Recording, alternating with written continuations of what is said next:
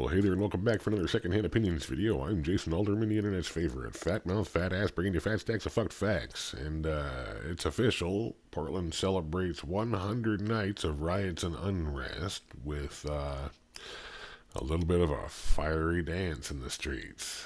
If you want to see the footage, you'll have to go over to BitChute.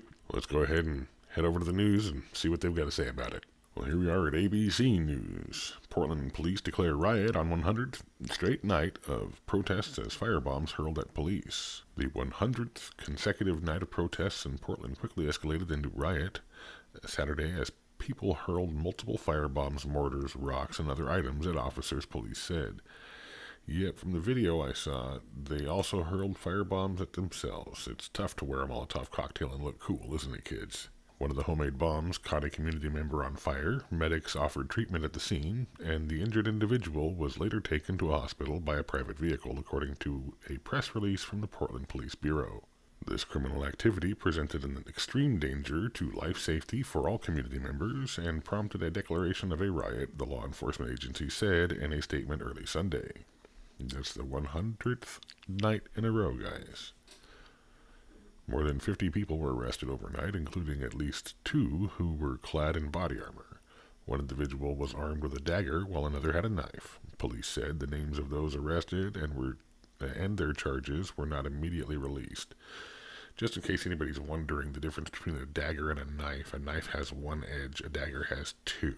Video posted on social media shows what appears to be a Molotov cocktail being thrown into the middle of a crowd and exploding into flames on a residential street. One person's legs appear to catch fire as they run away. The video shows police in riot gear using flashbang grenades while making loudspeaker announcements ordering the people to disperse the area. Some demonstrators are seen setting off fireworks in the street as police advance. A sergeant was struck by a commercial-grade firework, which burned through his glove and injured his hand, according to the Portland Police Bureau. Several other law enforcement officers were hit by rocks in the head, arms, shoulders, and feet, with only their protective gear preventing serious injury, police said.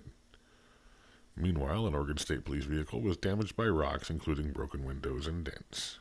The Portland Police Bureau said it was clear that the intent of the crowd was not peaceful protest, as many people were carrying large shields and were dressed in protective gear, including helmets, gas masks, and body armor.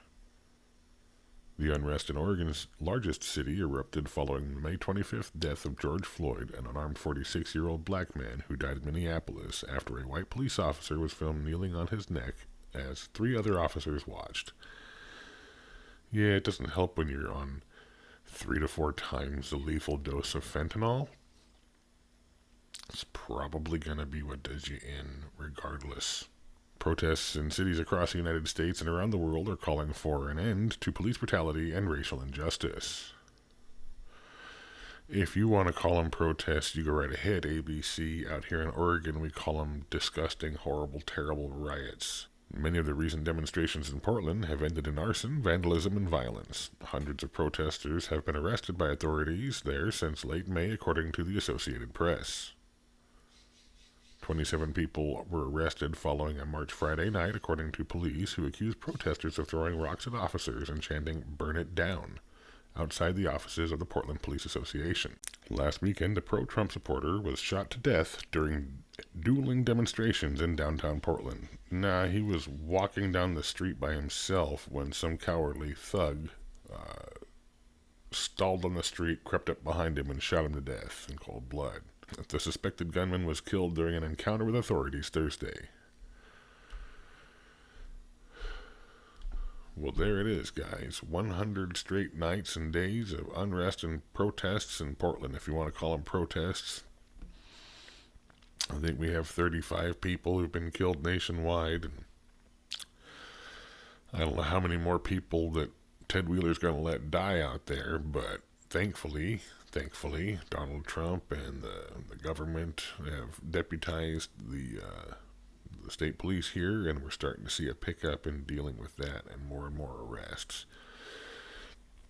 I think Sticks Hexenhammer commented that it's time for the parents to spank the children. I said this months ago, and I told the people in one of my videos that if they didn't change the way they were behaving, the ultimate result was going to be that people treat them like petulant children having a temper tantrum, and they refuse to acknowledge any of the reasonable things that they do have on their lists because They have been for too long associated with all of the destruction, death, terror. And they don't hide it. They go out on the streets, they harass the people, they go into neighborhoods and they harass the people in their homes, they attack the police and police buildings. It's clear this is an attack and an assault. Now we had a guy run over at the memorial for Aaron J. Danielson. They've declared war on us whether we want to admit it or not. And they'll declare war on each other if we just let them play alone.